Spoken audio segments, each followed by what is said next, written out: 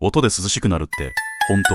風鈴の音を聞くとなんだか暑さが和らぐ気がしませんか？実はこれ科学的にもちゃんと根拠があるんです。風鈴の高くて透き通った音は人の脳に爽やかというイメージを呼び起こす周波数、さらに昔の日本人が風イコール涼しさと結びつけてきた歴史的な背景があり、その印象が無意識のうちに今の私たちの感覚にまで染みついてるんです。